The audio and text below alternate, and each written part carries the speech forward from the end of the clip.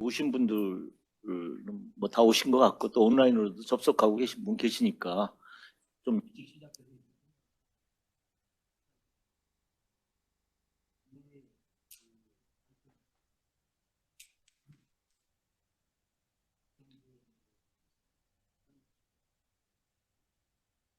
인프라 지원해서 재정사업 성과 관리와 디브레인을 중심으로 하는 주제로 발표를 해주시겠습니다. 발표하시는 선생님은 20분을 넘지 마시고 그다음에 토론은 7분을 넘지 마시고 그다음에 여기서 질문도 있을 거니까 또 기회를 드릴게요. 다 뺏는 건 아니니까. 그렇게 해서 꼭 발표를 이게 다 설명할 필요는 없어요. 그래서 그렇게 해주시면 간단하게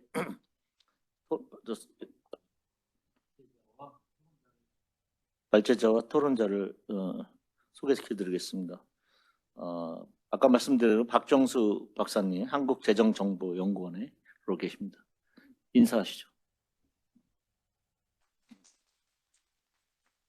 토론자는 오늘 서울대 행정대학원에 계신 김병조 교수님이십니다. 또 한 번 또 토론자로서 서울대학교 행정대학원 BK21 박사이신 조윤경 선생님께서 토론을 해주시겠습니다.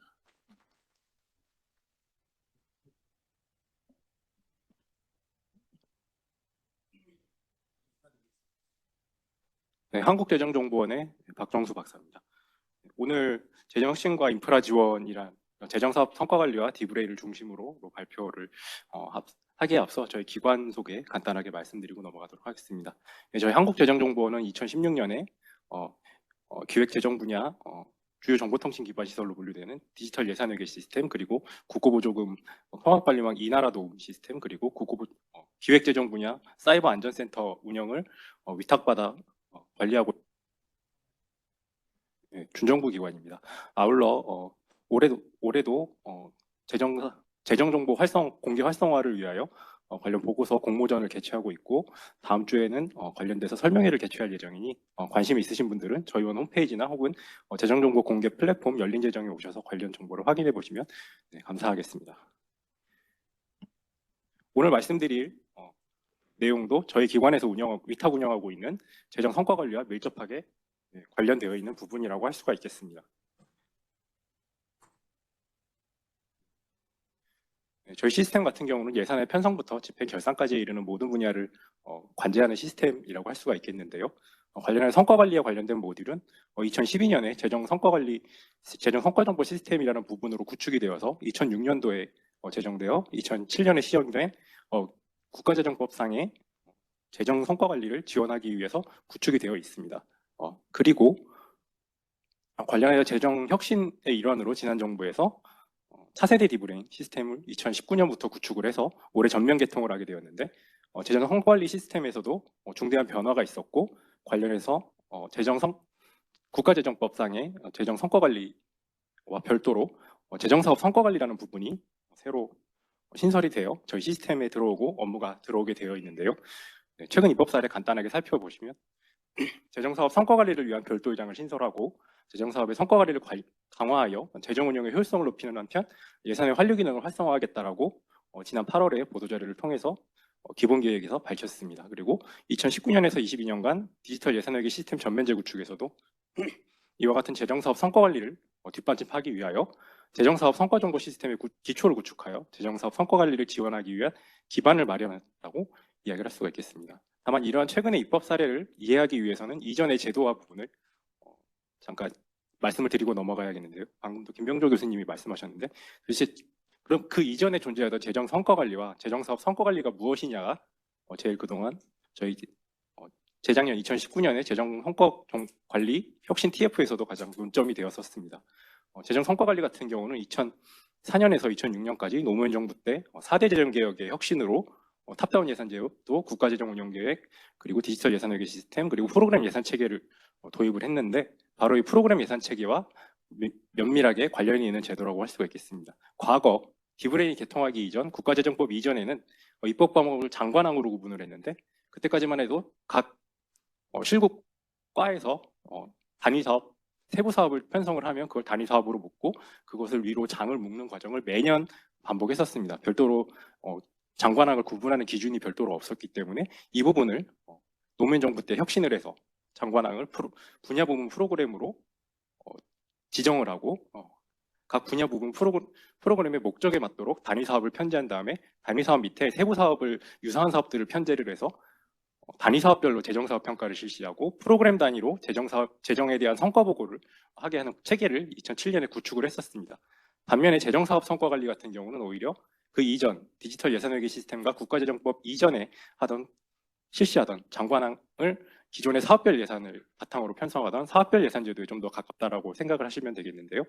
재정 사업 성과 관리 같은 경우는 사실 명시적으로 제도화된 부분은 없지만 TF에서 논의되는 내용을 이렇게 이야기를 하면 분야 부문 프로그램 장관항 기존의 입법 과목 밑에 있는 행정 과목에 해당하는 세형과 세사업인 단위 사업과 세부 사업에 대해서 특히 세부 사업에 대해 사업별로 지표를 설정하고 이에 달성 여부를 개별 사업에 대한 정성평가, 예를 들면 재정 집행 상황, 집행 애로 상황 같은 것들을 편성해서 조정해서 의사결정, 차년도 예산 결정 과정을 완료하는 과정이라고 이렇게 정의를 할 수가 있겠는데요.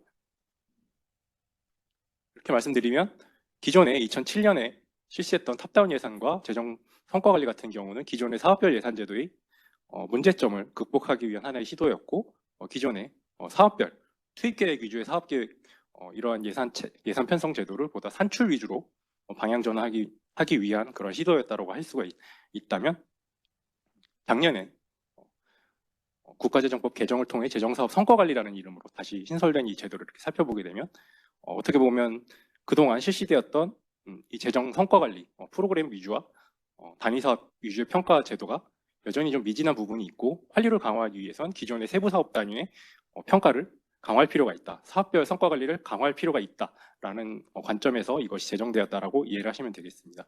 다만 이름이 유사해서 재정 성과 관리 그리고 재정 사업 성과 관리 이름이 비슷해서 이것을 헷갈리실 수가 있는데 여전히 대상으로 보면 우리 행정학 교과서 재무행정 교과서에 나오는 사업별 예산제도와 탑다운 예산제도의 간극만큼이나 좀 차이가 있는 제도라고 이해를 하시면 되겠고요. 재정 사업에 대한 성과 관리를 강화하겠다는 것은 프로그램 분야 부문 프로그램 단위의 거시적 재원 내분에 좀 초점을 맞추기보다는 사업별로 재정의 건전성 확보를 위해서 구조 조정을 강화하겠다는 방향으로 이렇게 읽으시면 되겠는데요. 다만 이러한 사업별 예산 편성이 현재 존재하고 있는 탑다운 예산제도, 하향식 예산제도와 함께 결합되어 장점이 발휘되기 위해서는 중앙재정관서에서 이거 재정사업 정보를 분석할 수 있는 역량 그리고 정보 처리 전산 관련 인프라 지원이 필수가 된다고 할 수가 있겠고 따라서 저희 차세대 디브링 과정에서도 이런 부분들이 어느 정도 반영이 되어 있으나 오늘 말씀드릴 부분은 한계도 분명히 있고 개선 방향도 분명히 있다라고 할 수 있겠습니다. 다만 그리고 또 한 가지 본 발표에서 한 가지 더 말씀드릴 부분은 바로 이 사업별 예산제도 이렇게 사업별 예산 그리고 재정사업 성과 관리를 한다라고 했을 때 중첩부가 반복에 대한 이야기입니다.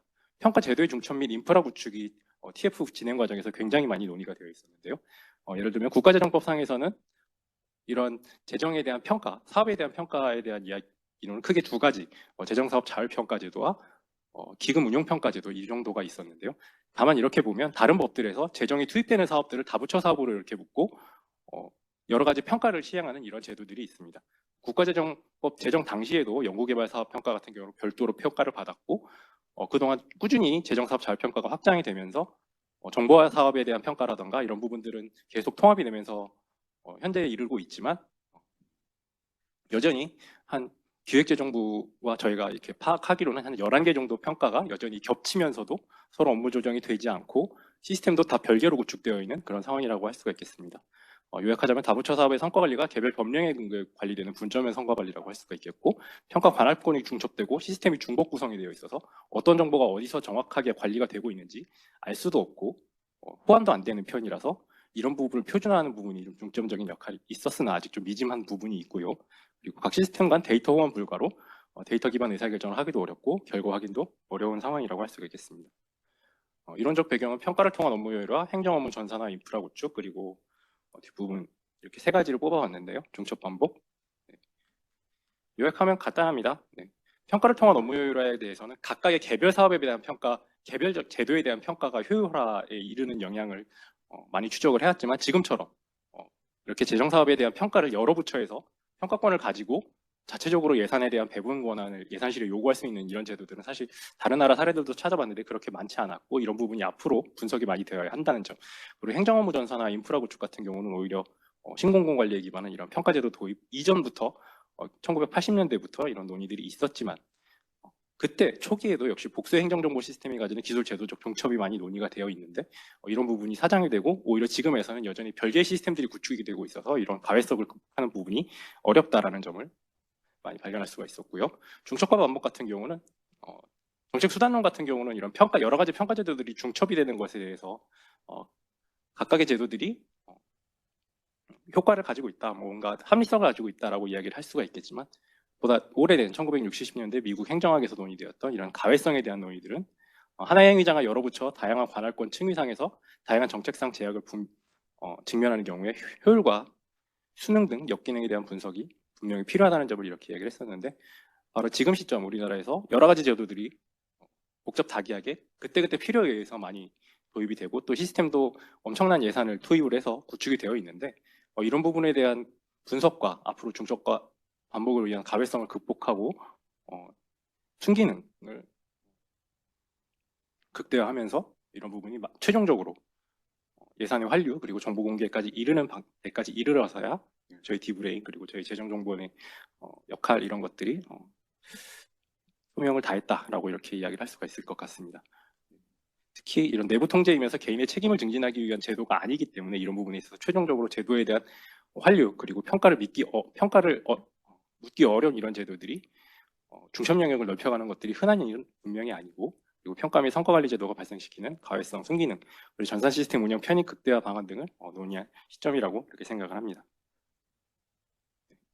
가장 먼저 디브레인 재정 성과관리 시스템부터 말씀드리겠습니다. 이거는 올해 구축한 시스템은 아직 시범 운영 단계라서 이것을 전부 다 말씀드리기 좀 어렵고요. 이 부분은 2007년에 처음 개통한 디지털 예산회계 시스템이 2012년에 1차 기능 개선을 하면서 국유재산 관리와 성과관리 기능을 이렇게 가져오게 됐는데, 그때 탑재된 기능이라고 얘기하시면 되겠습니다. 네.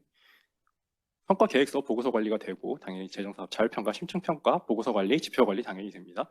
그리고 성과 관리 현황 이력 관리 기능도 만들어 놓고 예결산 정보까지 연계해서 모두 활용할 수 있도록 이렇게 구축을 해놨습니다. 특히 예결산 정보 연계 활용 이런 부분이 굉장히 중요한데, 그 이전 2012년 이전에는 성과 보고서를 작성하려면 자기네 사업별로 예산이 얼마나 집행되는지 집계를 하려면 별도로 이렇게 수작업을 했어야 하는 번거로움이 있는데, 이런 부분들이 모두 자동화되었고, 따라서 업무 전산화, 정보 데이터베이스와 성과 정보 관리, 단위 시스템 정보 연계 활용 확대 등의 장점은 분명히 있었습니다. 그러나 벌써 운영한 지 10년이 되어서 약간 노후화된 그런 기능 측면이 분명히 있고, 그리고 이 시스템을 만들 때까지만 해도 거시적인 재원 배분이 중요하다라고 해서 재정 사업에 대한 관리라기보다는 여전히 프로그램 단위의 지표 그리고 단위 사업 단위의 지표에 집중해서 구축이 되어 있기 때문에 이런 보고서 작성이 굉장히 형식화되어 있고, 또 그 이후에도 재정사업 자율평가라던가 성과관리 제도가 굉장히 많이 변화되었는데, 이런 부분에 대해서 대응하기 좀 어려웠던 그런 측면들이 있었습니다. 그리고 국가재정법상에서는 주요 재정사업에 대한 평가를 한다라고 이렇게 규정을 해놨는데, 디지털 예산회계 시스템은 그 주요 재정사업에 대한 정의를 단위 사업으로 봤기 때문에 다른 시스템과 결정적으로 호환이 되지 않게 되는 그런 문제점이 있었다라고 할 수 있고, 최종적으로는 그리고 소극적으로 재정 정보 공개가 이루어졌던 한계도 있었다라고 할 수가 있겠습니다. 그 다음은 디지털 예산회계 시스템 외부에 있는 여러 가지 재정사업 정보 또는 평가 정보 혹은 평가 업무를 수행하고 있는 다른 시스템들에 대한 이야기를 간단하게 말씀드리도록 하겠습니다. 공식적으로 정보업무 평가 카테고리에 있는 재정사업 평가는 4개입니다. 일반 재정사업, 국가재정법상 주요 재정사업 평가 또는 재정사업 자율평가라고 이렇게 부르는 것이고요. 그리고 연구개발평가, 그리고 재난안전평가, 균형발전평가 등 이 4개에 대해서는 어느 정도 업무 조정이 완료되어 있습니다. 이 사업이 위에 연구개발, 재난안전, 균형발전 평가로 지정이 되면 일반 재정사업 평가에서는 빠지게 된 현재 그런 게 되어 있는데, 다만 저희가 파악하기로는 이 안에서 연구개발, 재난안전, 균형발전 평가는 서로 중복 지정되고 있는 그런 현상들도 관찰할 수가 있었고요.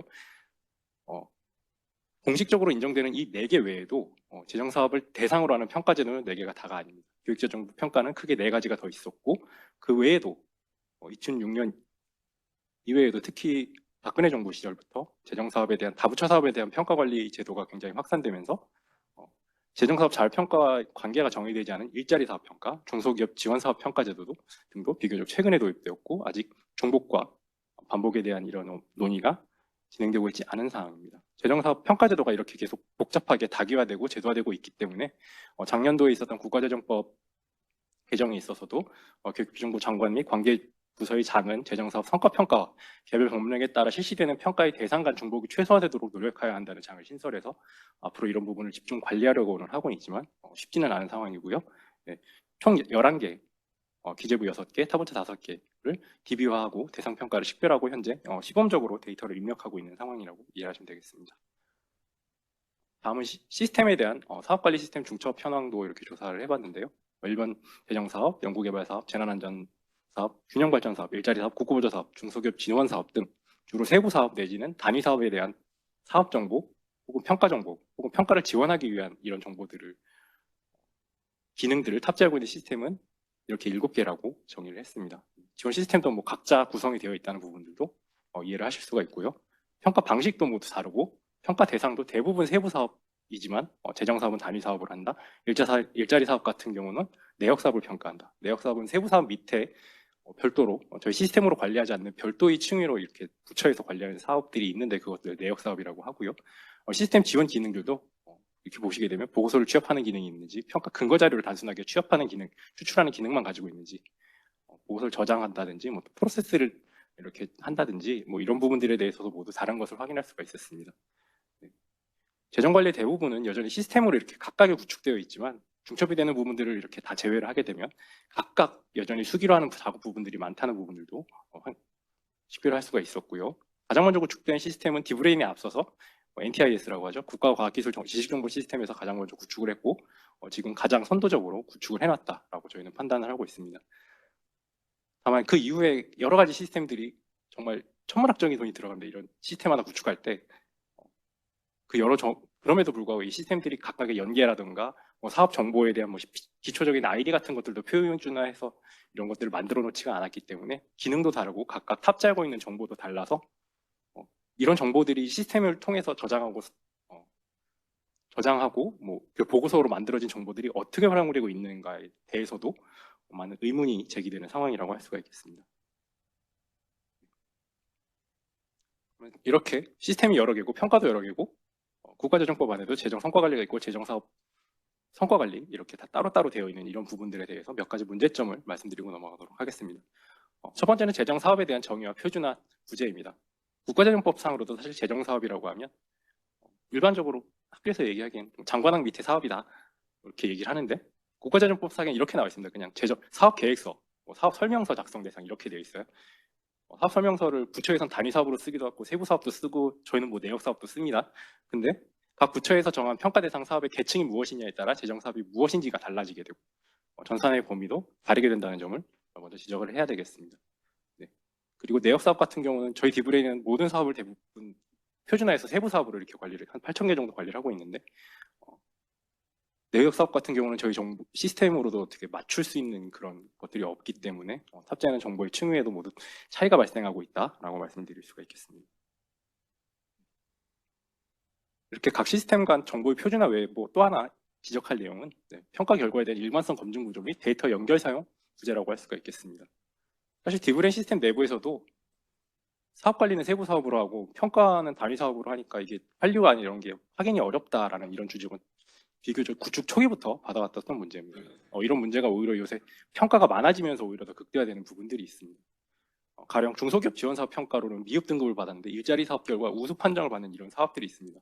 오늘 자세히 밝히지는 못하겠지만 저희가 내부적으로 이렇게 같이 기재부가 조사한 바로는 8,000개 세부 사업 중에 한 2,000개 정도가 연간 평가를 받게 되는데 그 중에 한 20% 정도가 중복 평가를 받고 있고 매년 50개 정도 내외의 사업들이 이렇게 한 사업 평가 결과는 미흡을 받고 한 군데에서는 우수를 받고 이렇게 상반되는 평가들을 이렇게 받게 되는데 물론 구조적 결과가 맞다 틀리다를 떠나서 저희가 판단할 상황은 아닙니다. 왜냐하면 중소기업 지원 평가라는 항목은 중소기업 지원 사업이라는 목적을 챙기는 것이 중점이고 일자리 사업 평가 같은 경우는 당연히 일자리 창출력과 이런 부분들을 중점으로 보는 평가이기 때문에 평가 결과가 상반되게 나올 수는 있는데 중요한 거는 이런 1차 근거 및 판정 결과에 대한 정보를 이력 관리로 저장을 하고 차년도에 예산 편성 시에 이것이 작년도에 어떻게 환류가 되었다라는 점들을 확인하고 이런 것들을 단연간 저장하고 관리할 수 있으면서 시계열적으로 추적을 할 수 있어야 된다라는 기능들이 된다라고 이렇게 내부적으로 이야기를 하고 있고요.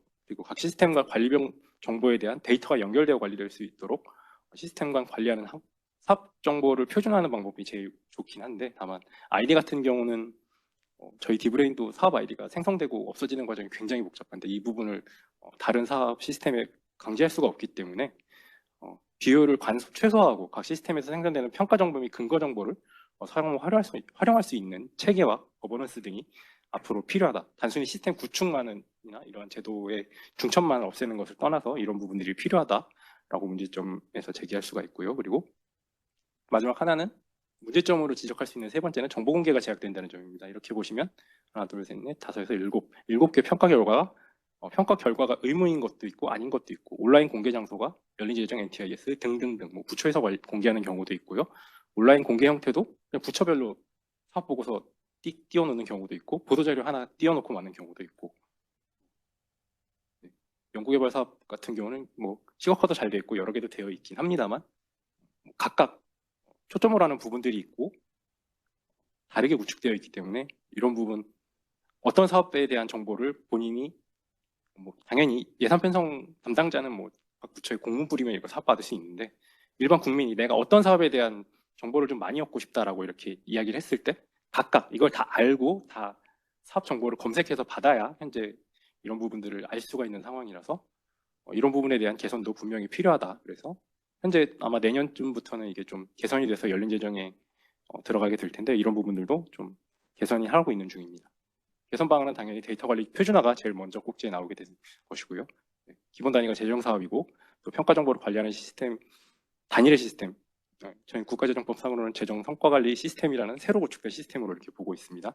하나의 사업에 대해 두 가지 이상의 상반되는 평가 결과를 표준화된 형태로 연계 입력 관리할 수 있어야 하고, 또 이것들을 시계열로 추적할 수 있어야 한다. 그리고 전년도 환류 실적을 내년에 확인할 수 있어야 이런 부분들이 계속 관리가 되고 또 의사결정을 제대로 지원할 수 있다라고 이렇게 이야기를 할 수가 있겠고요. 그리고 두 번째는 거버넌스 항목입니다.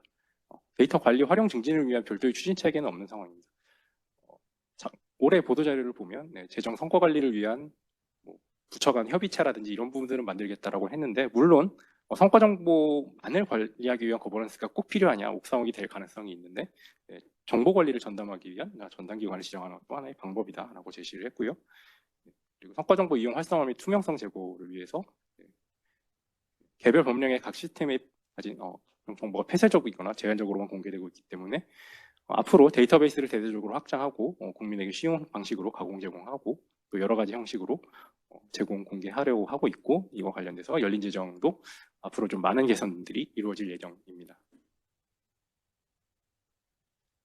마지막 요약은 하나로 이렇게 요약을 말씀드릴 수 있습니다. 이거는 본 연구뿐만 아니라 제가 여기저기 차세대 관련해서 여기저기 발표를 하러 다니게 되면 꼭 하는 얘기인데, 제도 한번 만들어 놓고 또 한번 정리해 놓고 시스템 한번 만들어 놓는다고 해서 관리하지 않으면 또 옛날 2012년에 만들었던 재정 성과정보 관리 시스템처럼 되기 때문에 잘 만들어진 정책에 대한 이런 모순을 극복하기 위해서 구축이 끝난 후에 지속적으로 매일 관리가 필요하고, 구축, 제도 개선 이런 부분들을 아울러 지속적으로 노력을 해 나가야 평가를 바탕으로 향후 5년, 10년간 재정 혁신을 대비해 나가야 한다고 이렇게 결론을 내렸습니다. 발표 마치겠습니다.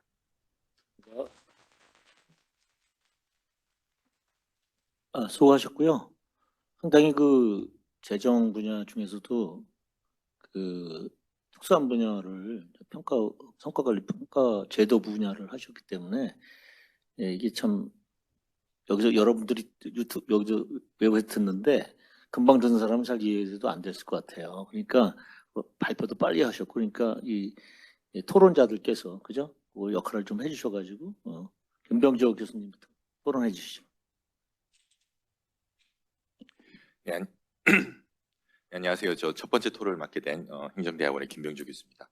먼저 재정 관련 분야가 제 전공 분야가 아니라서 이번에 이 토론을 하게 되면서 정말 그 박정수 박사님의 그 발제문을 읽으면서 많이 배웠고, 또 배우다 보니까 또 제가 하는 공부랑도 또 연관되는 부분이 많아서 정말 여러 가지로 굉장히 인사이트를 많이 얻을 수 있는 아주 좋은 자리였습니다. 너무 감사드리고, 이 부분에 대해서 제가 오늘 토론을 좀 할 텐데요. 도메인 날리지가 부족하기 때문에 약간 무식한 소리를 하더라도 이해해 주시고 잘 이끌어 주셨으면 좋겠습니다. 간단하게 이제 세 가지로 말씀드리고 싶습니다. 드리고 싶은 말씀은 세 가지인데요. 첫 번째로 이제 중첩에 대해서 어떻게 생각해 볼까를 우리가 좀 얘기를 할 수가 있을 것 같고, 평가 문제를 좀 얘기해 볼 수가 있을 것 같습니다. 그리고 세 번째로 이걸 합쳐서 그러면은 이 재정사업 성과관리 평가 시스템에서의 중첩 현상을 어떻게 우리가 접근할 수 있을까? 세 가지를 간략하게 좀 나눠서 말씀드려 보겠습니다. 제가 이해한 바는 이렇습니다. 맞을 거예요. 왜냐하면 목차를 그대로 뺏겼기 때문에. 그 제재 혁신을 위해서 중첩된 평가 체계의 정비가 필요하다고 말씀해 주셔서 말씀하신 이 세 가지가 좀 굉장히 공감을 많이 했습니다. 제가 하는 분야가 이 증거 기반 정책 부분인데 첫 번째, 두 번째, 세 번째 모두 다 저희가 느끼는 바와 똑같습니다. 뭐냐면은 우리가 무엇인가에 대해서 얘기를 하려면은 그것이 무엇인지 정의를 같이 내리고 측정을 할 수 있어야 비교가 가능한데, 방금 말씀해 주신 대로 재정 사업이 무엇이냐, 또 이거 어떻게 표준화할 것이냐, 그 다음에 그걸 어떻게 측정할 것이냐, 이 문제에 모두 다 연결되어 있다고 말씀해 주셔서 굉장히 비슷한 문제를 비슷하게 바라보고 있구나 하는 생각이 들었습니다. 마찬가지로 개선 방안 세 가지도 말씀해 주셨는데 전 정말 모두 다 너무나 공감하는 바고, 이 세 가지 부분에 대해서 제가 좀 제가 공부하는 관점에서 몇 가지를 같이 공유를 좀 나누고 말씀을 배우고 싶습니다. 첫 번째로 이제 중첩 문제인데요. 이 중첩성이라고 되어 있는 건 되게 오래전부터 되어 있어요. 리던던시 얘기는 오래전부터 얘기가 나와 있습니다. 당연히 다 알고 있으실 테고, 이제 여러 행정 조직들, 행정 기능, 서비스, 공공 서비스들이 중첩되어 된다는 거죠. 그것은 일단 먼저 이걸 어떻게 볼 거냐인데, 오버랩 그 자체는 이제 현상인 것 같습니다. 그리고 오버랩이 되었을 때 어떤 일이 일어나느냐, 기능에서, 서비스 제공에서 리던던시가 발생한다, 이렇게 되는 거죠. 그래서 중첩 자체는 현상이라고 본다면 거기서 드러나는 이게 이제 가외성인데 중복성, 뭐 이렇게 말하면 우리가 좀 더 쉽게 이해할 수 있을 것 같습니다. 뭐 행정 기능의 중복성은 이제 결과로 드러나게 되는 거겠죠.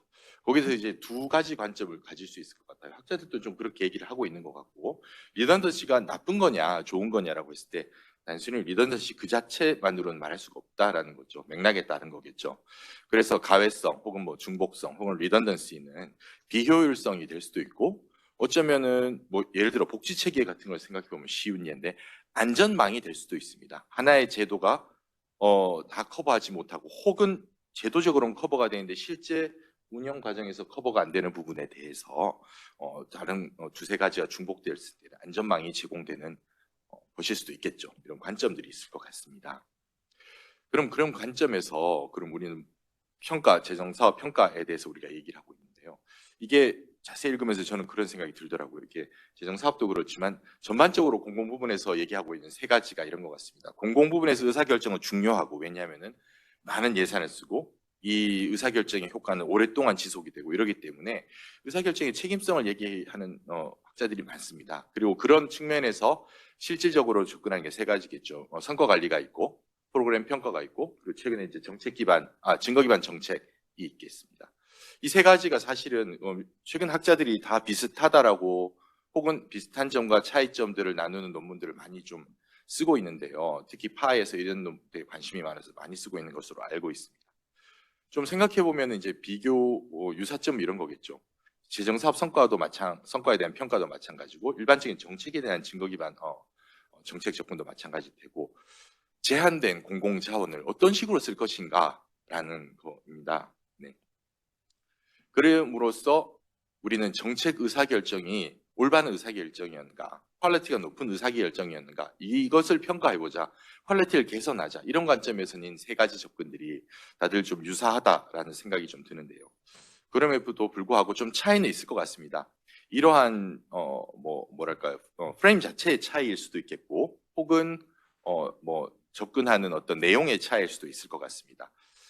의사결정의 타당성을 어떻게 평가할 것인가, 차이점을 좀 가르는 것일 것 같은데요. 기본적으로 이 세 가지는 다 비슷하죠.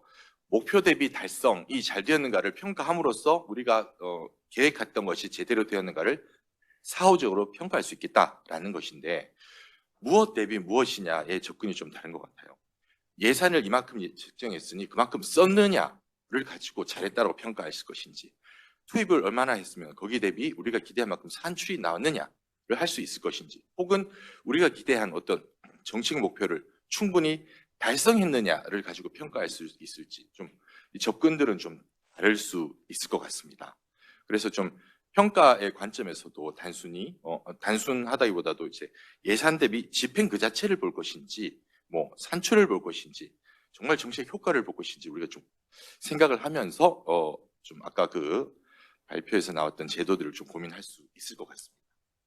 그럼 두 가지를 좀 합쳐보면 좀 이럴 수 있을 것 같아요. 이게 리던던시가 나쁠 수도 있고 좋을 수도 있을 것 같습니다. 지금 오늘의 주제 자체는 재정 사업의 이제 리던던시를 어떻게 해결하고 효율성 높일 것인가의 문제인데, 이게 비효율도 될 수 있고 안전망도 될 수 있지 않을까라는 생각이 좀 다소 드는 것 같습니다.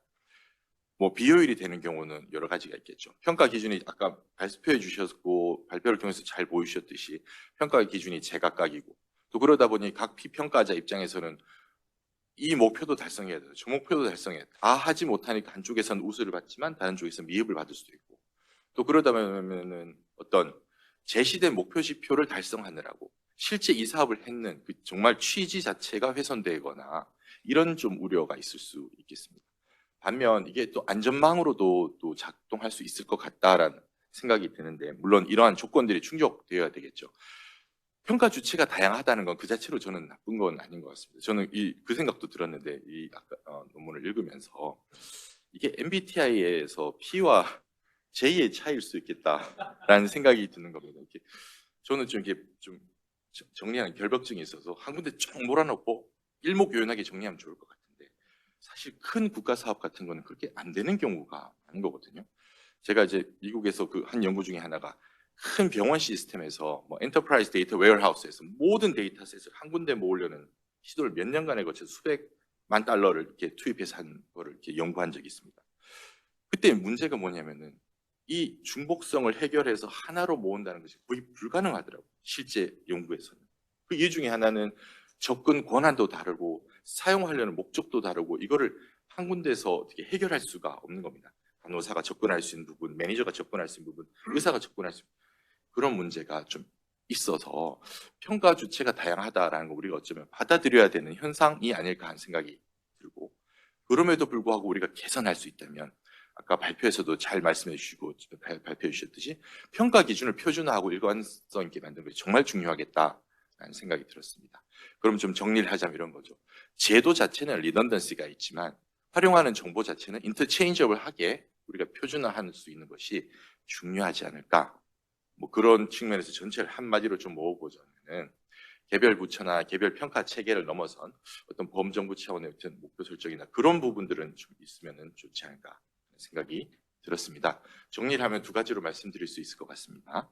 재정 혁신을 위한 인프라 지원의 방향성에 대해서 고민하는 논문이었기 때문에 좀 드는 생각 두 가지를 좀 정리를 하자면, 첫 번째로는 이제 중첩된 평가 제도를 정비를 해서 긍정적인 가외성을 좀 확대하는 방식이 어떨까 하는 생각이 좀 들었고, 두 번째는 그러기 위해서 필요한 조건 중에 하나로서 산출 결과에 대한 표준화된 어떤 평가 지표를 개발하는 작업도 굉장히 큰 일이겠죠. 또 다른 이거와의 분리된, 하지만 좀 중장기적으로 우리가 좀 고민해 볼 수 있는 그런 게 아닐까 하는 생각을 하면서 이상 토론을 마치도록 하겠습니다. 감사합니다. 좋은 토론 감사합니다. 곧 이어서 조 선생님 토론해 주세요. 7분 정도.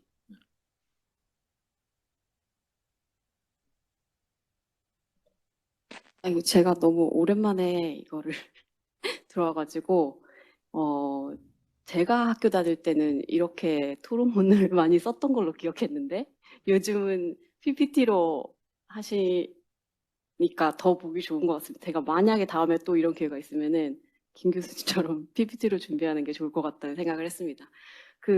저는 재무행정 전공을 했지만은, 이제 박정수 박사님은 이런 부분에 더 기술적으로 전문가시고 해서 토론 발제문 읽으면서 이제 많이 배우는 기회가 돼서 감사하고, 그래서 이제 제가 재무행정 전공했지만은 요 스페시픽한 부분에 대해서는 전문가가 아니기 때문에 그 부분에 대해서는 뭐 크게 말씀드릴 게 없지만, 첫째는 이제 제가 큰 행정학 우산 아래에 있는 사람으로서 한번 생각을 해봤고, 두 번째는 제가 재무재정 전공한 사람으로서 이제 공부를 할 때 자료를 찾기가 너무 어렵잖아요. 그래서 그런 데서 나오는 애로사항들을 어떻게 하면 이제 요거를 해결을 해서 공부하는 사람들도 이런 자료들의 혜택을 많이 받을 수 있을까? 이런 두 가지 관점으로 한번 생각을 해봤습니다.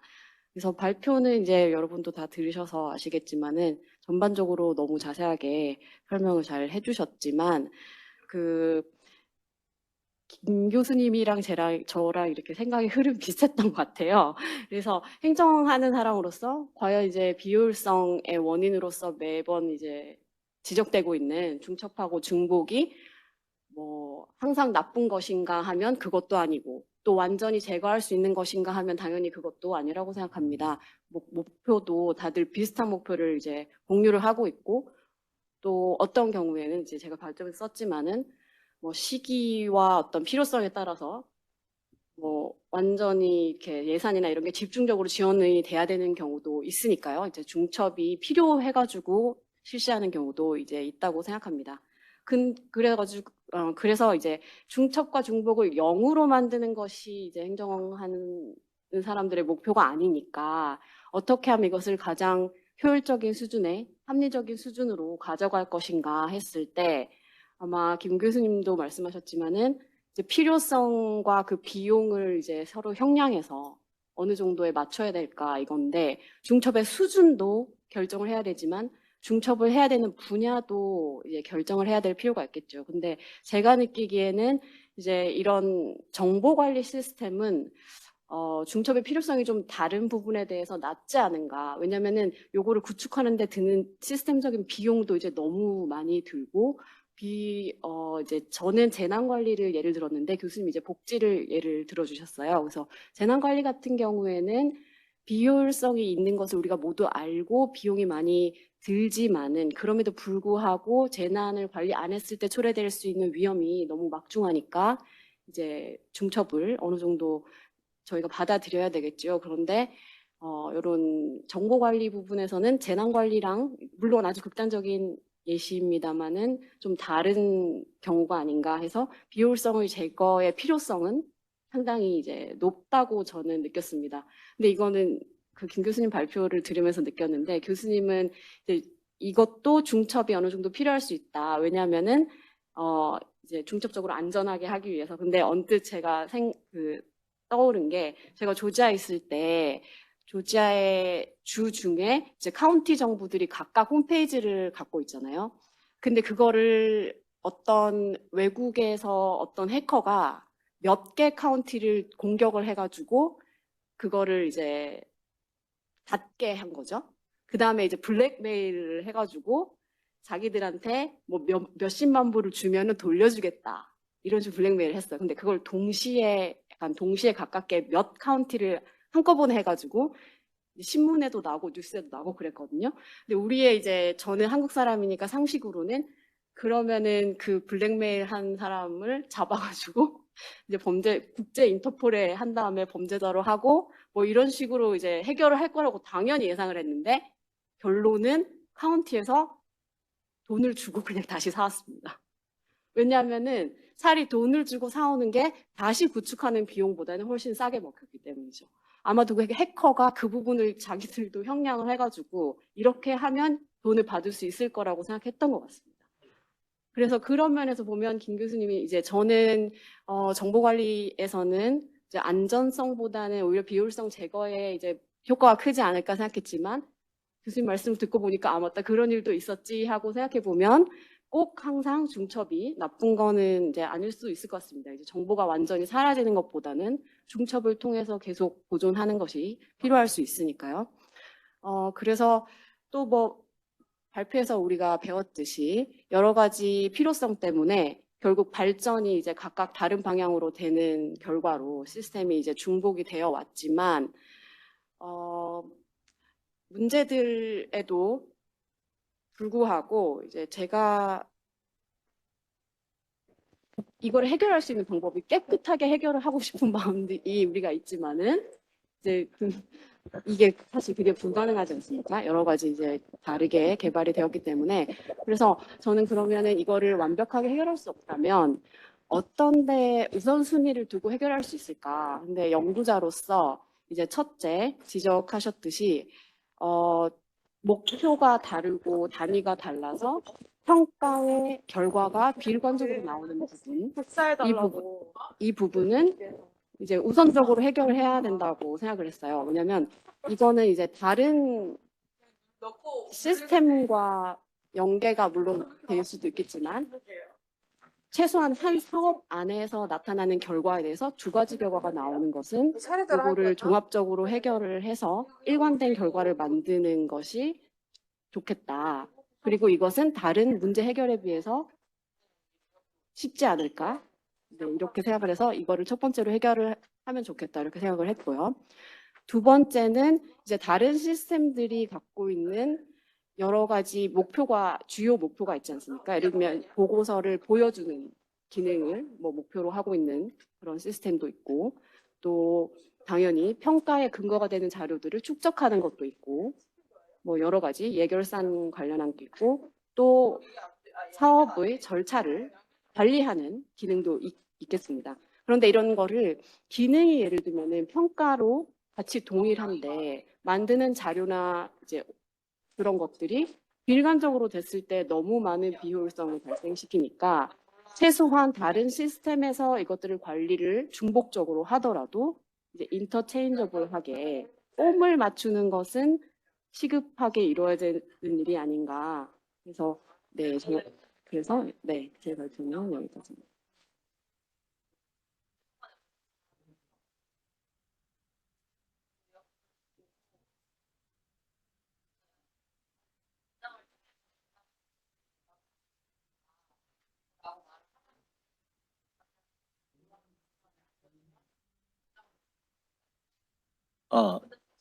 온라인 들어오신 분 중에서 소리 켜놓은 사람은 좀 줄여주세요. 근데 다 껐는데 잡음이 들어오네요. 네, 계속.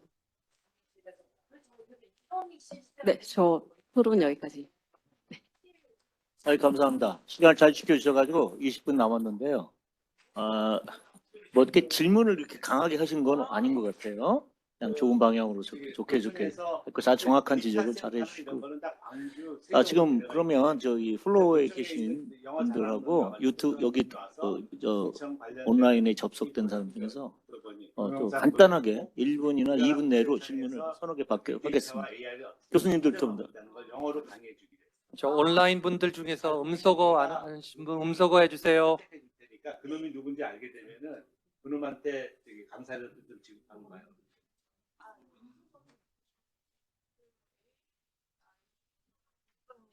예산은 거의 그 GMP에서 하는 걸로 하시는 거예요. 이번에 하시는 거예요. 그거를 교수님께서 채택하게 제안하세요. 합시다. 예, 그 중첩에 대한 재밌게 봤고요. 사실은 박정수 박사 기억하겠습니다만은 우리 중소기업 지원 중첩에 대한 문제를 우리가 그때 아주 재밌게 봤었죠. 근데 이제 그런 사례를 보면은 우리 김병준 선생님 되게 재미있는 이슈를 제기해 주셨는데 중첩이 비효율되는 경우로 우리가 많이 인식을 하지만은 그 외에 이게 안정망이 될 수 있다는 거는 되게 저한테 재미있는 시각이었고 우리 조 박사님도 유사한 관점에서 말씀 주셨는데 ADBI 그 백 부서장 문제인데 최종원 교수님 여러 가지 최종원 교수님 쪽에서 ADB 쪽에서 그래서 예 이거야. 그냥 정확하게 느낌이 뭐냐면은 얘기를 다 들었네. 근데 이제 그때 박정수 박사 기억하겠지만 중첩이라는 게 세상에는 또 하나의 개념이 이제 그때의 사례를 통해서 배울 수 있었는데 중첩 이꼴 필터링 앤 업그레이딩도 가능한 것 같아요. 예를 들어서 중소기업 지원을 할 때는 이런 거예요. 그 중소기업에 대해서 똑같은 기업을 이제 두 번, 세 번 이제 지원한 것 자체가 리던던하다. 그래서 그 내용을 막 비판하는 시각이 많았었는데 사실은 그 지원하는 프로그램 자체가 달랐거든요. 예를 들어서 중소기업이라는 데가 맨 처음에 R&D 해가지고 개발하고 그 다음에 페이스가 또 매니팩처링에 대한 게 있고 그 다음에 대한 게 이제 마케팅에 대한 게 있어서 사실은 그 내용이 이제 업그레이드되고 이제 하는 그런 내용인데 필터링이란 말은 예를 들어서 R&D에서 서바이브하지 못한 사람들은 그 다음 사업으로 못 넘어가는 거죠. 근데 우리가 R&D 그러니까 중소기업에 대한 지원이라는 큰 항을 본다면 그거는 또 이게 중첩이에요. 근데 엄격하게 분석 단위가 무엇이냐를 보면 분석 단위를 낮추면 중첩이 아니에요. 네. 그래서 그게 어떻게 보면 필터링이라는 개념이 될 수 있는 거고, 업그레이딩이라는 말은 뭐냐면은 사실은 이렇게 해서 R&D에 서바이브하고 매니팩처링 서바이브하고 그다음에 마케팅에 서바이브한 데는 업그레이드가 되는 거예요.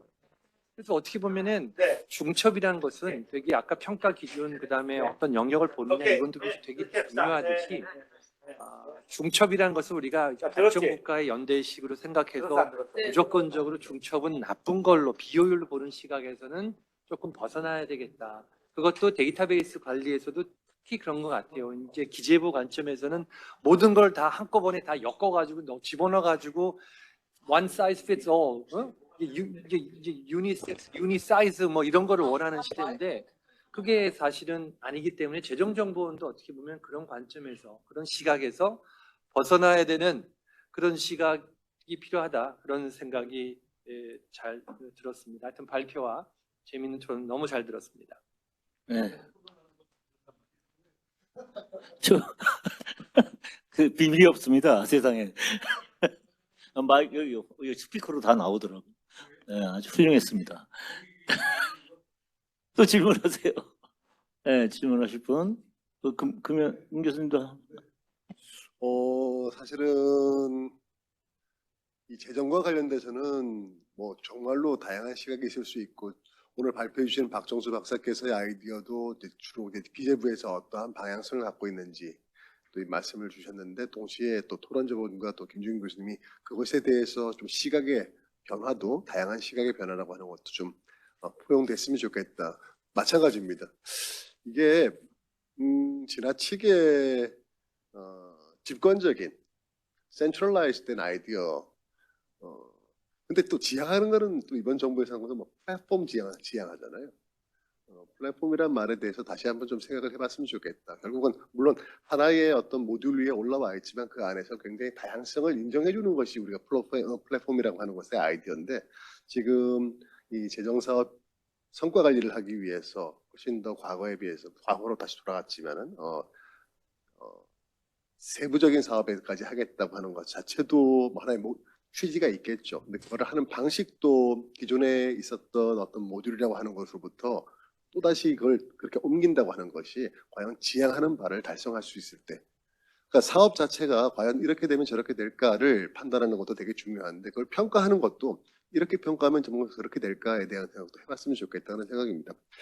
마이크로하게 하나 생각해보고 싶었던 게 아까 다양한 부처에서 다양한 사업을 가지고 있기 때문에 또 규제 권한을 다 가지고 있기 때문에 이걸 다 맞추기는 힘들 겁니다. 다만 재정이라고 하는 하나의 일종의 풀을 가지고 얼로케이트하는 방식인데 아마 그렇게 된다면 세세부 사업까지 내려간다 하더라도 아마 아이디 주는 거는 가능할 것 같아요.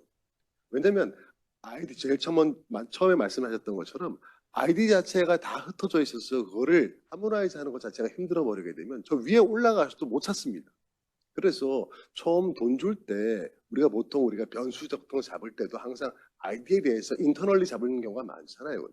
그 작업의 그 코딩 스킴 1-1-1-1.1라고 하는 것이 과연 무엇이라고 하는 것이 보다 규명이 되어 있다면은 아마 그렇게 셋업을 하게 되면 최소한 이 모든 것을 다 따로 만들진 못하더라도 그 체계 자체는 우리가 잡아낼 수 있지 않을까 하는 생각이 듭니다.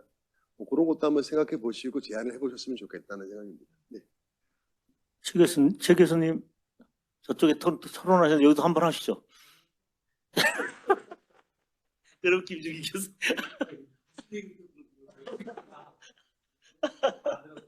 토론 전공이신 것 같아서.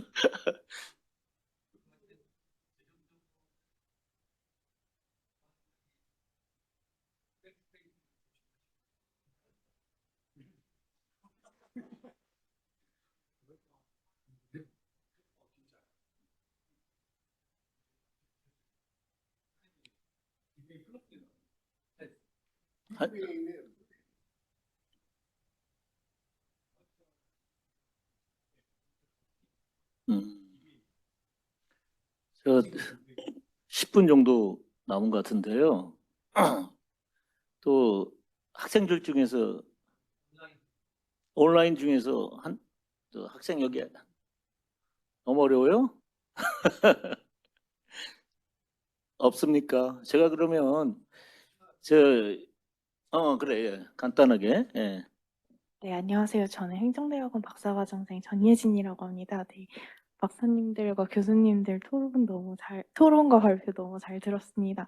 이제 저는 그냥 궁금한 사항인데, 이제 공부하는 학생 입장으로서 이제 데이터를 구하는 게 가장 큰 문제인데, 열린 재정에 들어가면 가끔 데이터들이 PDF로 올라와 있는 게 있는데, 제가 생각했을 땐 그 PDF 자료가 디브레인 상에서 뽑아서 이렇게 그 파일로 만들 거라고 이제 추측을 하는데, 혹시 그렇게 된다면 PDF 말고도 그냥 일반 데이터 형식으로도 제공이 가능한 건지, 혹시 그런 사업이 계획되어 있는지.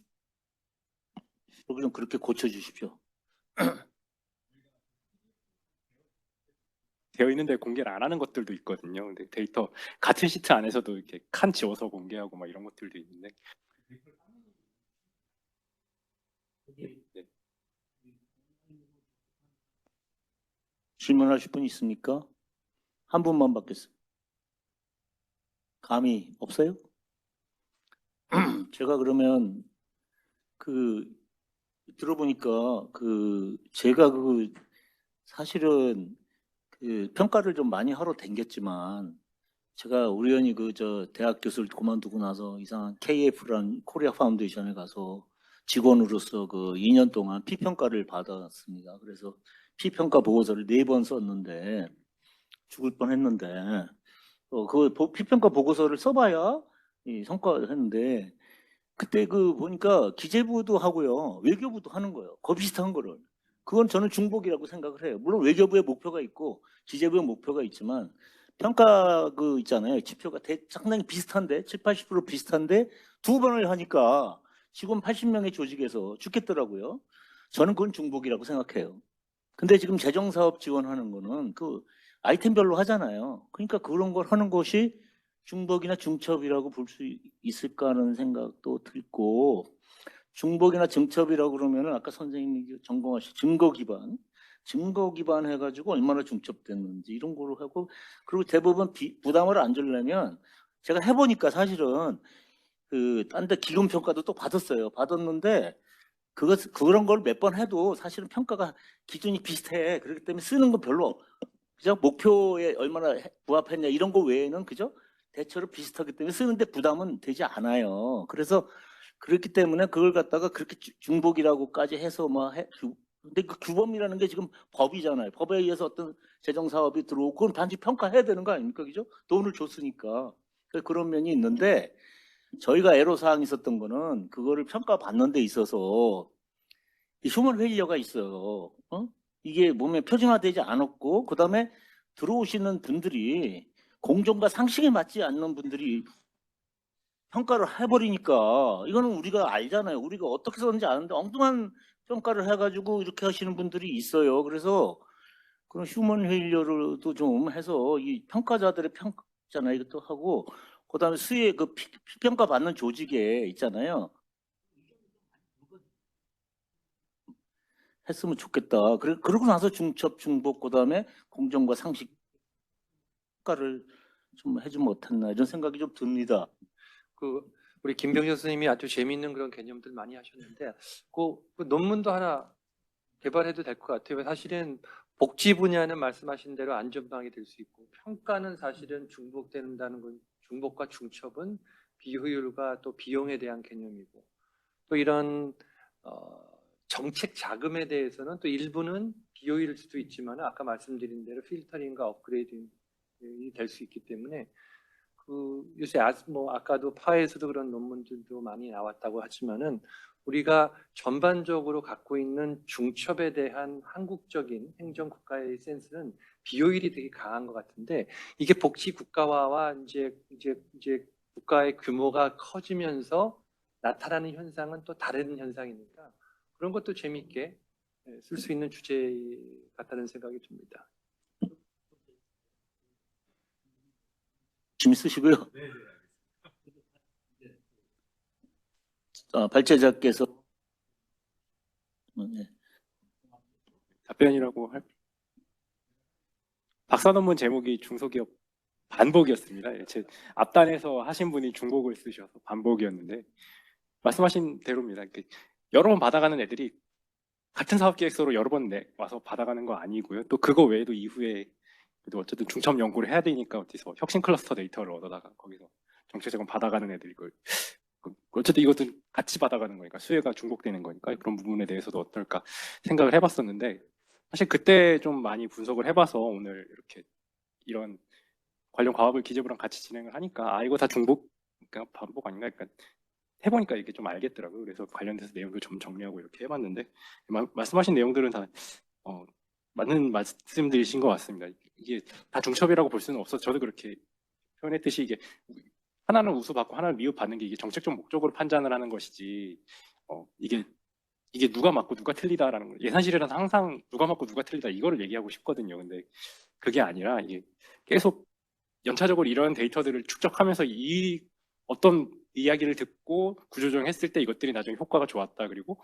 어떤 사업에 대해서 여러 평가를 받고 이게 또 여러 해가 지나니까 효과가 좋아졌다. 이런 것들이 좀 보여야 이게 재정 성과 관리가 제대로 되고 있다라는 이야기를 할 수가 있는 거거든요. 그래서 오늘은 제가 말씀드린 거 어쨌든 데이터 관리 측면에서 말씀을 드린 거는 이게 재정사업 이력 관리나 이런 것들이 굉장히 어려운 부분들이 있습니다. 사업 아이디도 말씀하셨는데 저희 기재부 안에서는 관리가 돼요. 저희 디브레인이랑 이나라도문 사업 아이디 공유하는데 이게 붙여 넘어가면 안 되거든요. 심지어 뭐 옆에 NTIS 잘 돼 있다라고 하지만 저기 히스텝에서 하는 얘기는 저희 디브레인에서 사무관한테 부탁해서 사업 시트를 받아서 그거 가지고 바로 만든다고 하더라고요. 그런 식으로 업무가 굉장히 분절적으로 되어 있기 때문에 재정 사업 관리가 조금 어려운 상황이긴 합니다. 이런 부분들을 좀 극복하기 위해서 관련 거버넌스라든가 이런 것들은 사실 기재부에서 할 이야기들이고 저희는 아무래도 시스템을 잘 갖추어 놓고 이런 데이터들을 잘 활용할 수 있게 여기서 프로에서도 지원 이야기가 나왔듯이 잘 맞춰서 공개를 해야 하는 게 저희의 임무라고 생각합니다. 아까도 말씀드렸지만 데이터가 안 맞는 경우가 정말 많아요. 그래서 공개가 어렵고 또 안 맞는 데이터를 올렸을 때 저희가 디펜스하기가 좀 어렵기 때문에 그런 부분들이 있는데 앞으로 좀 이런 부분 좀 검증 체계도 이렇게 다시 만들어서 성과 관리가 제대로 되고 또 정보 공개까지 이루어질 수 있도록 열심히 노력하도록 하겠습니다. 참. 예. 사실은 이제 요 이슈와 관련해서 항상 가지고 있던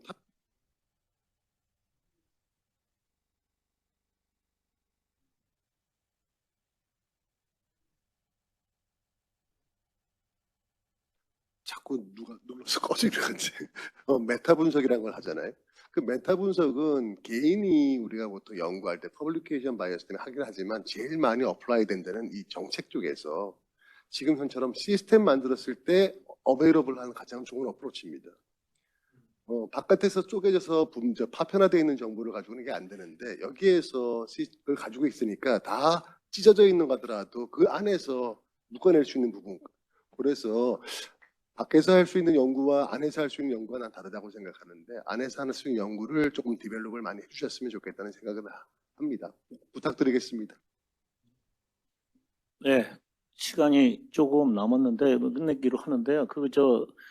여담이지만 평가의 전문성과 공정성을 써 AI를 하면 안 되겠습니까? AI 평가자를 꼭 둬가지고 그걸 표준화를 두고 평가자의 재량권을 조금 많이 좀 유치고. 그러니까 데이터를 증거 기반에 집어넣고 AI 평가를 막스 베버처럼 AI 평가를 기본으로 해서 거기도 그런 방법도 좋을 것 같고요. 예. 또 이제 저기 보니까 중복 얘기 나오니까 하나만 더 하면 옛날에 정정길 교수님 계셨잖아요.